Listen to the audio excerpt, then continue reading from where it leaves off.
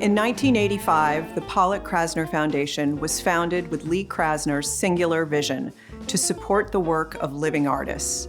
In the 40 years since, we have awarded more than 5,200 grants to professional artists and organizations in 80 countries, for a total of over $91 million. It's through this support to artists and through the funding of exhibitions and new scholarship that the Foundation celebrates and advances the legacies of both Lee Krasner and Jackson Pollock, two of the foremost abstract expressionist painters of the 20th century. Krasner and Pollock were pioneers of abstract expressionism and changed the trajectory of modern art. Their cultural impact cannot be overstated, and there still is much to explore about their practices. We are honored to steward their legacies and foster future discoveries regarding the artists, work which would not be possible without the incredible Foundation team and our leadership, including our Chairman and CEO, Ronald Spencer, and President Samuel Sachs. This legacy stewardship is also supported through our exceptional gallery partners, Nick Olney and Eric Gleason at Casman Gallery, who represent the works of both artists and have been steadfast champions of Lee and Jackson. Both Lee Krasner and Jackson Pollock received assistance from the Works Progress Administration's Federal Art Program, also known as the WPA, from 1935 through 1943, which provided a long appreciated start early on in their careers. This experience Lee had would later on inspire her to establish a philanthropic organization that would provide similar financial assistance to other working artists. Both Pollock's and Krasner's estates provided the funding, which has since allowed thousands of artists to concentrate on their creative practice. As Lee Krasner said, the key is what is within the artist. The artist can only paint what she or he is about. Today, the Pollock-Krasner Foundation is a leader in providing resources to emerging and established artists around the globe, allowing them to focus on creating new work and exploring their artistic practice. Our grants provide artists with a rare, unrestricted opportunity to expand their creative horizons with funding that can be used towards anything that advances their practice, from studio supplies and exhibition costs to living and medical expenses. We've awarded grants to artists at every stage of their career. More than 5,200 grants later, we continue to carry out the directive set forth by Lee Krasner in 1985 to support working artists. We hope she would be proud of the work that the Foundation has done and will continue to do, to champion visual artists around the world and to honor the lives and legacies of Lee and Jackson.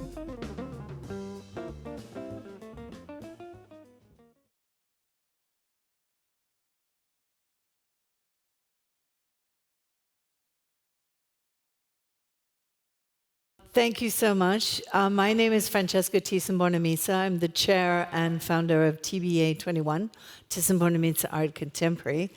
And I have the pleasure of speaking today to Carolyn Black, and she's the president of the Pollock and Krasner Foundation in the US. And she's here in Madrid. This is not your first trip, is it? It's not, no. What is it with Spain, first of all, that attracts you here? You've granted so many Spanish artists generous grants. I was actually just looking it up, and we've granted, I think, over 66 grants to artists here in Spain, almost $2 million, which is pretty exciting. Wow. I came about a year and a half ago, really to have a better understanding of what was happening here in Madrid in the art world. And I was really impressed. I really feel like Madrid it's a small but mighty artistic community. And I was very impressed by sort of the grassroots effort of the artistic community. There's a wonderful residency program sort of in the outskirts where Navo Oporto, I believe it's called. And, you know, there are like 40 artists in this old warehouse. Yeah. And I spent the day there just wandering from studio to studio. And it was really an incredible experience. And then you've got, you know, the institutions that have such wonderful shows. Went yesterday to the Thyssen-Bornemisza right across the street. The Reina Sofia, there's really an impressive curatorial effort here. So. Did you come and see the Tarikatui show I went downstairs? Down to the basement, yes, and there it was. It was really incredible. So, yeah, thank you. Yeah. We love that show. But that's a lot of money to have been donating to Spain in just the last year and a half, or is that over a longer period of time? So we were founded in 1985. I think last year we awarded 6 grants to artists in Spain, a number of which I actually met on my last trip. So those grants, they are unconditional. Like love should be unconditional. Right.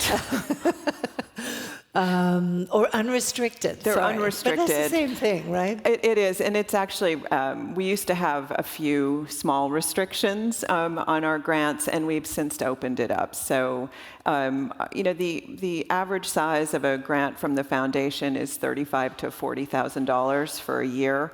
And an artist can choose to do whatever they want with those funds. So it could be for studio rent, it could be for publishing a catalog. I think the most important thing that I've found that grantees want time, artists want time. So whether it's to take time off from their day job, to spend time in the studio, so it's really meant to just medical expenses, if there are some, personal expenses, residencies, you name it. If you receive a grant from the foundation, you can spend the funds on whatever you like. That's amazing, because before the restriction was no lawyers, right? No legal fees. No lawyers. And no purchasing real estate. We did have some limits. Okay. But, who are we to say that, you shouldn't spend it on legal fees if you need to spend your money on legal fees? So, I think that's incredible, because we tend to forget that there's obviously a whole world around of an artist trying to make a living, trying to establish a career, right, trying to get a studio, to get a gallery, to get so many things in place. Was this something that came from Lee Krasner herself? Because I want to start talking a bit about her. Yeah, I mean, definitely. So Lee Krasner, we all know the story. Pollock died in 1956, and she spent almost 30 years after his death championing his career, his work, as well as her own, and developing her own practice. But in 1984, when she died, her estate was very simple. They didn't have children, and everything went, with the exception of a few pieces of furniture that went to some cousins, or everything went to start the foundation, and it was one sentence in her will to start a nonprofit organization to fund individual artists internationally, period. That was it. So, it was quite a vision, I think, and at that time, in 1984, there were very few, if not, a handful of artist-endowed foundations. Now there are so many, where everybody, you have Rauschenberg, Joan Mitchell, Helen Frankenthaler, at least in the U.S., they're multiplying. At that time, I think it was just the Gottlieb Foundation, maybe a handful of others. So it was a visionary idea that she had, and there are also so few foundations, many of which that I just mentioned, that do not fund individuals.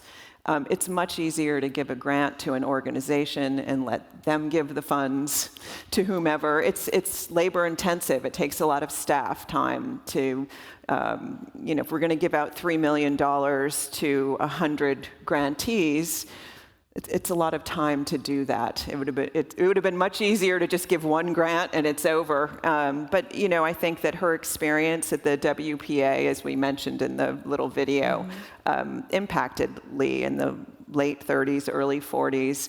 The WPA in the U.S. funded a lot of artists to create public work, to put people to work. What did that stand for, WPA? The Works Progress Administration. Works Progress. I Yes. mean, that sounds like communist. It sounds what? Communist. Yes, it almost does.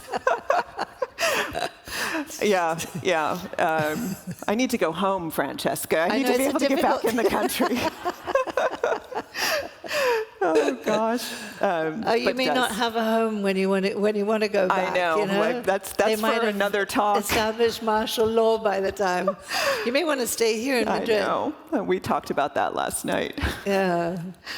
Sorry, I interrupted you. I'm really sorry, but I wanted to go back to Lee Krasner. Yeah. So her life with Jackson Pollock obviously was a difficult one, but also a very, very intense one. And clearly they were both very intense people. And could you tell us a little bit about that working relationship? Because we see a lot of artists, especially women artists, I would say, who have famous artists' husbands. And it helps if you're a gallerist, if you have a husband who's a gallerist. But if you're another artist, it's difficult. And there's like Janet Cardiff today and George Spears Miller, they combine their practices, which is something maybe easier today in the more contemporary art scene. But back then, painting was the rule. How did they work off each other, with each other? Did they help each other? How was that relationship? Well, I think that when they were out in the Springs, which is where their farmhouse and the studio barn where Pollock made a lot of his very large-scale paintings, they had a relationship where they didn't just walk into each other's studios. They sort of made appointments with each other. But I think when you look at the trajectory of both of their bodies of work, you definitely see influence. And there's an interesting painting that we actually have in our collection that's in both of their catalog raisonnés. When Pollock's catalog raisonné was published in 1978, it's a very large scale, I don't know if it's 8 by 12 foot canvas, and it was folded in 16ths in a shed out at the house. And Krasner told Frances O'Connor and Jean Thaw, who were doing the catalog raisonné, that was one of Pollock's. And they didn't quite believe her because of the marks, but they put it in as an item for further study. Fast forward to 95, when Ellen Landau did the Krasner catalog raisonné, they couldn't find a painting of hers, and it was the same exact dimensions, and sure enough, Spring Beat was underneath this canvas. So it was in fact her painting. She mistook it for his. So, I think that really speaks a lot to their work, feeding off each other, responding to one another, and her even confusion, thinking his painting, her painting was his or vice versa. So I think it's something that I think in thinking about the future of the foundation and things that we would like to explore in scholarship, I think is diving into this very topic more. I don't think there's been a lot of work done on it, and I think it would be a very interesting scholarly project to really dive into their influencing each other. I mean, apart from being married to Jackson Pollock, which is quite something, and obviously not an easy life, no? Right. She really also struggled as a woman, as a female artist, in a period, let's say the 40s and 50s, where obviously women artists were not celebrated, were not really collected. How did that reflect on her personality? Do you think that's what gave her that very strong personality, or did she actually get to where she wanted to be thanks to her personality? She's a very, very strong-willed person, and with a wonderful personality. And she was an incredible woman. A lot of admiration. So I think incredibly tough and an incredible businesswoman too. I mean, if you think what she did even after Pollock's death to champion not only her own work, but his, and really set new records for the contemporary art market in terms of when she sold certain paintings for record prices. Think about Autumn Rhythm going to the Met for $20,000 shortly after Pollock died. I mean, that was...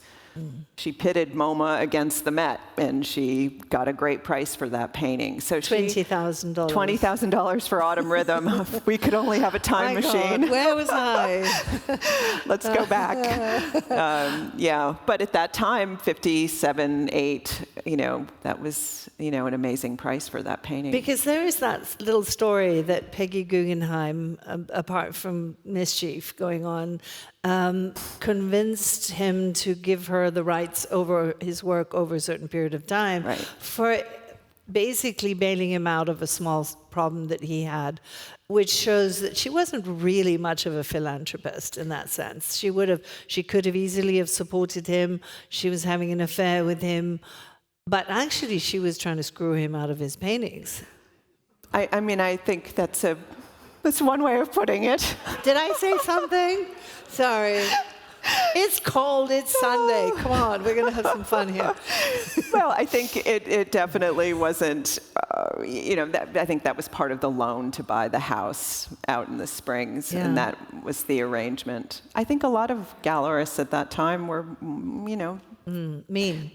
It was about their inventory, yeah. But then Lee came, obviously he passed away, and as you said, she went out there and really she fought the lawsuit with Peggy Guggenheim, and she went out there and she played all the big museums in New York against each other. Amazing. So she was an incredible businesswoman. She really was. Yeah. And she was also an incredible, thinking about her own career, she was an incredible self-editor, I think is a way to put it. She was very careful about what left her studio, to the point where she really cannibalized a lot of her earlier work, created new works out of charcoal drawings from the 40s into beautiful collage paintings in the 1970s, and painted over a lot of canvases. She was thrifty, too, so she reused whatever she could.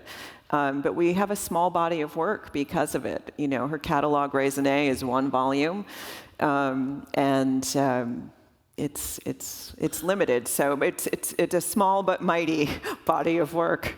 Well, also, like many self-critical people, she actually destroyed quite a bit of her work. She did. Yeah. Right. So she was her own worst critic, I would say. Yeah. That's well known about her. Yeah. So do we know how much she destroyed, or no? Not really. It's really hard to tell. Yeah. But it's like that big painting we have. There's a beautiful painting under it. You can actually see a palette, and she just would reuse and recycle. So I have a confession that my father went to her studio in 1983 with Simone de Pury, who's here today, and I want to ask Simone afterwards, why didn't he buy a painting of hers? Because, she's an incredible artist. This was just before she was about to pass away, and he was hot on the American Expressionists at the time. And, I'm going to answer it rhetorically, but, he didn't buy women artists. This is one of the big dramas at... Go. He did buy one work by Lee Krasner. He did? Yes. Where is it? He bought a work. Oh, okay. That changes everything, because... Yes. Another event, we had this memorable visit to Lee Krasner, and it was in relation to his purchase of the work.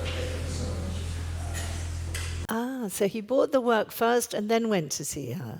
I don't know in which sequence. Okay. It's more or less simultaneous. No, because it's quite unusual for my dad to buy a women artist. I know that. They'd say there are more male artists than female artists in his collection. It's just like by 99.999%, yes. So, I met her that same year. She came to London because first of all, let's go back into her exhibition at the Whitechapel in London. Could you speak a little bit about her first big European exhibition? Well, you know, it's interesting that you should bring up London, because talk about a great exhibition recently in London was in 2019, the retrospective of hers at the Barbican. And I don't think her work had been shown in London since the Whitechapel show 30 years earlier. It really was an incredible exhibition that Eleanor Nairn curated at the Barbican. Yeah. And then it traveled on to Frankfurt, the Schern, the Paul Klee Museum in Bern, and then ended up in the Guggenheim Bilbao. And we were really thrilled with that exhibition. I think that what's been remiss in the US, and something that I think we really want to work on, is a show of her work, a retrospective, a big show in the US, hopefully in New York. So that's something that we really are hoping we can put together. She hasn't shown in New York in a museum since the retrospective that was at the Brooklyn Museum, and I think that was around 2000. And Pollock since his MoMA retrospective. So I think we've got some work to do in terms of our stewardship. So you as president, so I'm going to go into the giving that you're doing, but you know, I think you're also responsible for her exhibitions and her work. Well, and we partner with our wonderful team at Casman Gallery. Eric Gleason, who's actually here today, I'm so glad he came over. They've been wonderful partners for ours. I think it's, for an artist-endowed foundation, you have to be so careful about who's representing your holdings. You know, the team at Casman is in it for the long game. Where every piece is very carefully placed. We don't need to sell them. So when we do, it has to be for a very good reason. They've been great co-stewards. So obviously they're working on exhibitions and scholarship, and we work in tandem with them to hopefully get some of these opportunities. It's amazing that she wrote that one line, though. Yeah. Just support young artists. Was there no reference to focusing on women artists? Obviously, she struggled. I mean, that was a generational thing too, you know? Right. That obviously the next generation women artists really started. She did not specify. She did not specify. You know, she just artists. And what we have done over the years, maybe 20 years ago, we did expand the grant program to also fund organizations that directly impact individual artists. So I would say about 20% of our grant distribution goes to organizations that offers residency programs, exhibitions for our grantees. Will support scholarship on Pollock or Krasner, and exhibitions like the catalog for the Picasso Museum show that I've just closed on Pollock's early work. We help support the catalog for that. So you know, that's part of our legacy stewardship in terms of our mission. So. And is it important for you as well that this movement of American expression is focusing obviously around the work of Jackson Pollock and Lee Krasner, be more visible in Europe? Because, you know, America, you were saying you wanted to make sure that another big show happened in the US. So it's been a while also since they've been shown in apart from the Picasso exhibition. It has, yeah, and even Pollock. So I think Guillermo, are you here? No, Guillermo Solana. I was like hoping. Well, actually, Guillermo is going to be doing a show this fall at the Thyssen-Bornemisza. I think is it Estrella de Diego who's curating that exhibit? Yes. And it's. I was hoping you would say that. Yeah. Talk about our museum. I can't always go about my museum. Please. It's a Warhol exhibit, and then I think it's and Warhol and Pollock, and then I think some other American influence. So it should be a very interesting show. I think it's opening up in October. Yes. I'm not sure if the date's been set, but no. So that'll be really exciting, and maybe I'll have to come back to Madrid. this fall. But there doesn't seem to be much problem getting you here. No. No. So let's talk a little bit about the Spanish artists that you've been supporting. I mean, how do you select them? You've obviously gone beyond Madrid to Valencia, to Sevilla, to other parts of Spain, maybe to see the artists as well. That's amazing commitment you made to Spanish artists today. Well, we were really impressed with our last visit, and we've given grants here over the years, but I think that there's definitely been an uptick over the past 4 or 5 years. We have a wonderful jury that helps us. The one thing I am very proud about the Pollock-Krasner Foundation Individual Artist Grant is that it's an open grant application. So you don't need to be nominated. If you're a professional working artist, you can apply to the foundation. We've given grants in 80 countries. So it's a lot of opportunity for artists. And I think that we have a wonderful jury of 4, and we rotate at least one a year, comes off, someone new comes on, and they really are just focusing on the artwork. So they're looking at the CV and 10 images of the artist's work, and it's hard. It's hard to cull that down. I encourage artists to reapply. You can reapply every year. We've had some artists apply 15 years in a row, not get a grant, and then they get one. The committee changes, their work changes, circumstances change. So I'm going to ask you, how does this decision-making process happen with your jury? Yeah. Do you meet often? About 4 times a year. Really? And you rotate the jury? We do, and then usually one a year comes off. So there's continuity, but then a fresh eyes.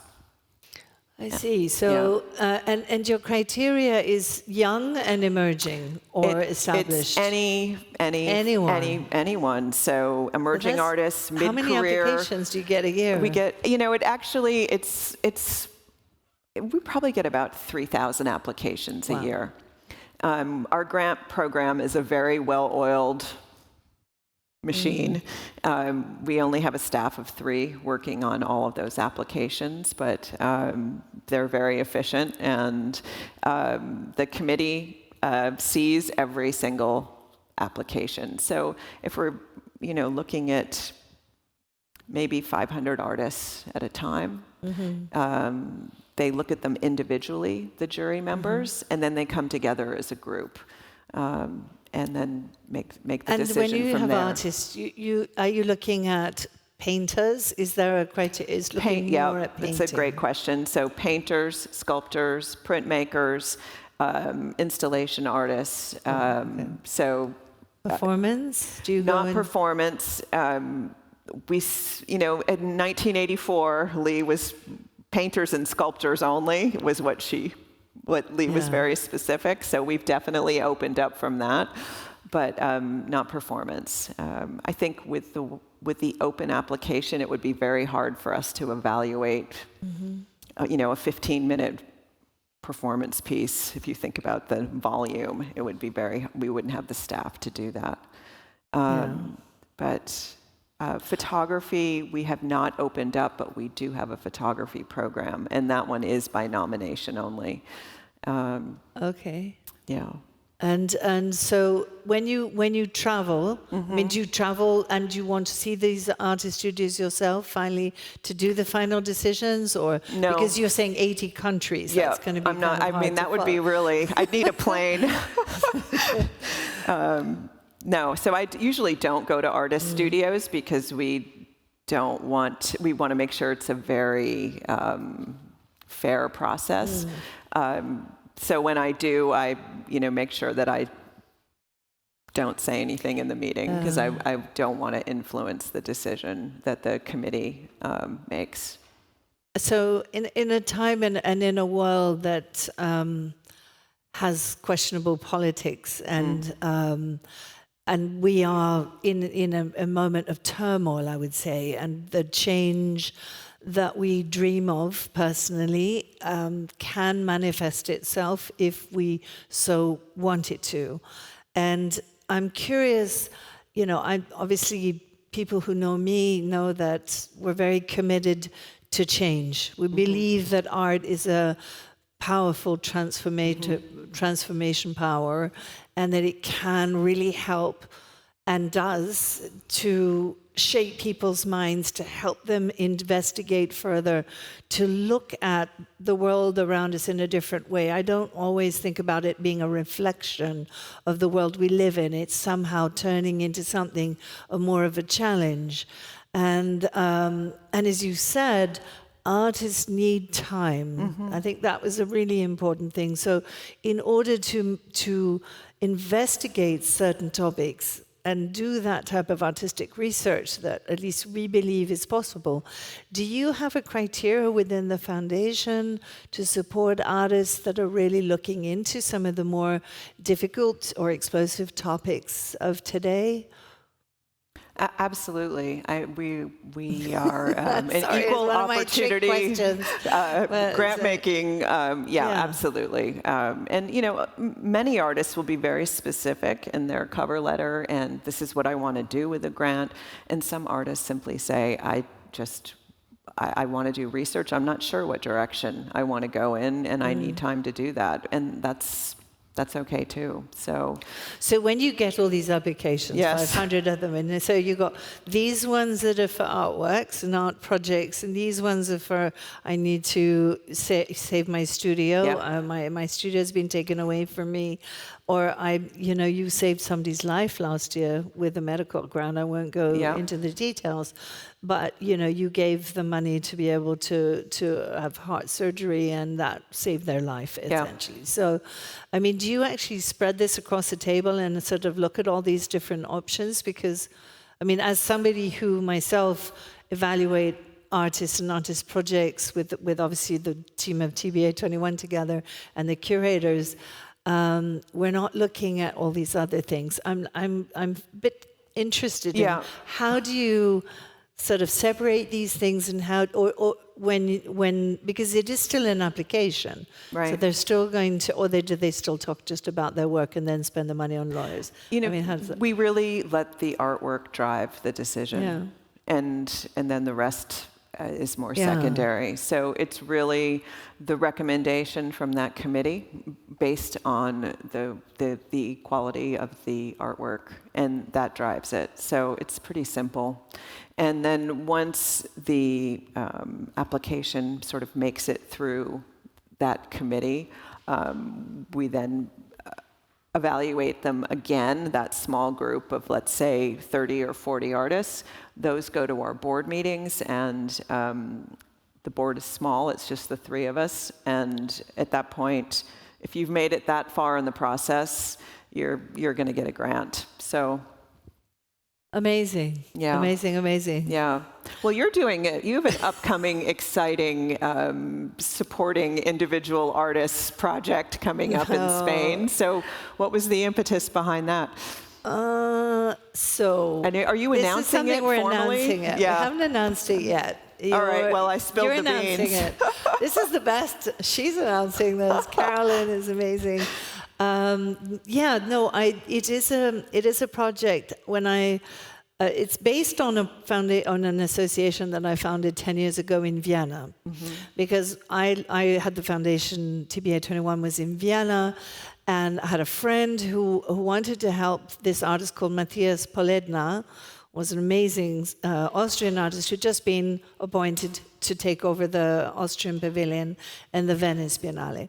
And there was just no funds, no money. He had this very ambitious project and needed 100,000 euros, which nobody had.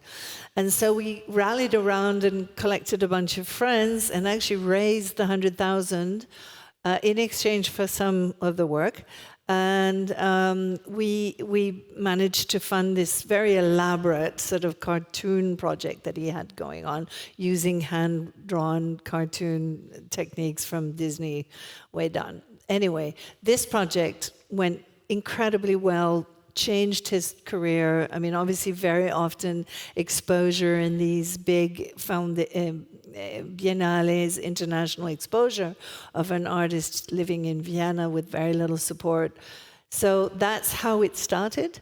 And we then gathered more and more members and more members because that was a success. And we ended up with an organization that has a running budget of about 3.5 million a year. And that we also have, but it's democratically done with everybody who donates, so all the members, they're the ones who decide which artists get what.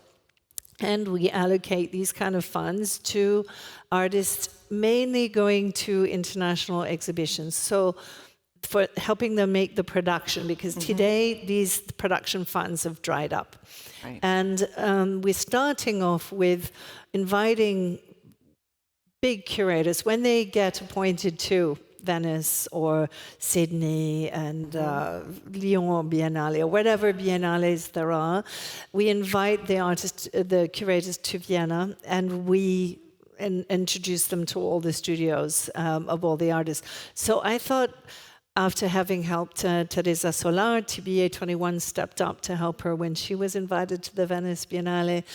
And so I after we were celebrating 10 years in Vienna, I thought, well, maybe something like this should happen in Spain. And I know there's Acción Cultural, there's many other initiatives to support and help Spanish artists here. And so we're just going to try this model, because the advantage was that we did it in Vienna and we made so many mistakes that we've learned from. And it's something that's very successful because the members have a great time taking important decisions together. They really do enjoy the camaraderie of getting to meet the artists and understanding and following the projects. So those are all commission-based. So everything is a commission that's going to go to this and that new. So it's all about creating new work. And they really have the feeling that they're contributing to something that's really happening. And I think that's really important, that speaking of philanthropy, as you know, is difficult. In those days, sorry, there was no giving in Vienna. There was no culture of giving, not like you have in America. Well, well, there is. I mean, there is just a different culture completely. Yeah. The generosity of the Americans is unbelievable. But in Europe, we have struggled with having, as the minister said, about getting the right. What was it? The philanthropy patronage law passed in this country, which would make a huge difference and encourage so many different people that would normally give to the arts in a philanthropic way. And you want to engage people into that process, because very often I think people would be wannabe collectors, young collectors. We also have a special fee for young collectors up to joining for up to 30 years old, who are trying to get involved, get interested, find out a little bit more how you engage. I mean, you were talking about the one-liner from Lee Krasner. I remember the first application for a grant to TBA 21 for a new work, which was a partnership with Art Angel in London, was by Kudlu Gataman, which is a work that I recently donated to the Reina Sofia.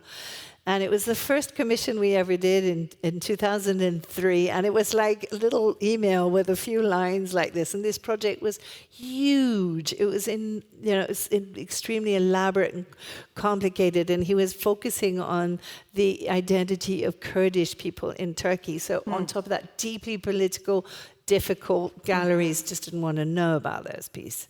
And it won the Carnegie Prize. It really had it had an amazing exhibition in London. We showed it going all the way up the Danube River in 7 different countries, putting it on a huge barge. I mean, it was like nuts. And these kind of projects, really, I think, really, really require support from philanthropists, because the art market is what it is. It's a huge engine that drives the art world. And without it, there would be no artists really surviving in these difficult times. But in fact, if you want to create something that's not market friendly, that is important to produce, that has a historical legacy, that is now, thank God, in the Reina Sofia collection, I think those are the gestures that we need to do, and those are the ones we need to follow, and make the impossible possible for certain artists. Give artists an opportunity to create work that, is not necessarily have a lot of market value. Yeah, Beyond the market. Totally agree. I mean, I think that large-scale commissioned work, without it being commissioned, it's not going to happen. So we supported a wonderful artist, Shazia Sikander. She did an incredible installation down on Madison Square Park in New York City, and then it traveled to Texas. And it was a quite beautiful, I think it was maybe a 50-foot high sculpture, and it was just about the strength of women and justice and liberty, and it was beheaded in Texas because it was said to be and I guess it was too feminist? It was too feminist, and they thought that it was a satanic pro-abortion sculpture, and it was beheaded, and she left it that way on the campus so that it could be there, sort of, So that in itself was a statement too. But it is a difficult time right now in the States, as I'm sure you all are aware. And I'm concerned about funding. We spoke about this at dinner last night, about funding for the NEA, and then how that translates down into states and their support of artists as well, because we do have a pretty robust arts council system, but all that money comes from the NEA, and I just don't know what that's going to look like. Nobody does. Yeah. Yeah, I'm working a lot in the climate sector, and all of literally everybody's had like 80% of their budgets cut since a week already. So I don't want to go into the climate change thing, but just to clarify one thing, Carolyn, you brought up, it's called Catapulta, and it's not anything to do with TBA 21. We are supporting it, but we want it to be an independent association in order to sort of be clear that if members join us and people make donations, it's not to embellish my collection. Well, it's really to support Spanish artists and also international artists living in Spain. I think that's also very important, not to focus entirely just on the Spanish, but it is to support the Spanish art scene and any artists that are really rooted in Spain. That's, I think, important. Well, it's exciting, and I think the concept behind having the members that contribute make the grant decisions is really impactful, and I think will motivate people to donate and contribute, because you actually can follow through and have a say. And the which name is exciting. Catapulta, so you can catapult people into careers. I just wanted to ask, because African art influenced Picasso so much, and Matisse, and all of the artists. Did that ever come into this? Because there were a few things when I looked at Lee's work that would have influenced maybe some of her work as well. I mean, I think she was absorbing everything. I think there's some totemic, imagery, I think, in both of their work. So I think that she was voracious in everything that she saw, and going to shows and getting on planes to see artists' work, and so I think she was very interested in other artists. Absolutely. So that's important. Absolutely. I'm glad we said that. Yeah, and bringing it into the house. So to your point and question earlier, if she was going to see it, I think Pollock was along for the ride, whether he liked it or not. Yeah. Thank you so much, this was Carolyn. really fun, Francesca. I really enjoyed it. Thank you. Thank you. And Carmen, I know. Thank you so much for organizing these talks. I want to thank you for the incredible work that you're doing to support philanthropy, the gesture of philanthropy in this country, and the phenomenal work that this foundation does. I think you're a force of nature, and you are really somebody I admire immensely. So thank you so much for having the two of us here. Yes, Carmen, really, thank you.